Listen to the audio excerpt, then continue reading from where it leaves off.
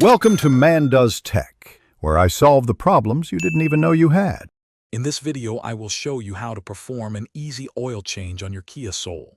First, gather all your necessary tools, including a socket wrench, an oil filter wrench, and a drain pan.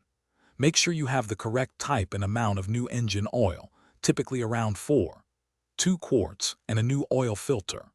Always prioritize safety by properly lifting your vehicle with a jack and securing it firmly on jack stands before starting any work underneath. Now that your Kia Soul is safely elevated, it's time to drain the old oil.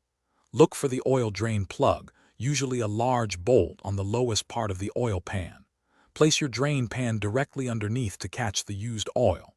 Using the correct size wrench, carefully loosen and remove the drain plug. Let the old oil completely drain out. This usually takes about 10 to 15 minutes. Once drained, replace the drain plug, ensuring it's snug but not over-tightened. Hey everyone, if you're finding this video useful, please hit that like button and subscribe to the channel for more helpful guides.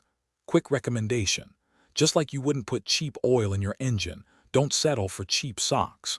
Darn Tough socks offer incredible comfort and a lifetime warranty, perfect for any garage work or daily wear. You can find a link to them and other great deals in the description below. Now, let's get back to the video.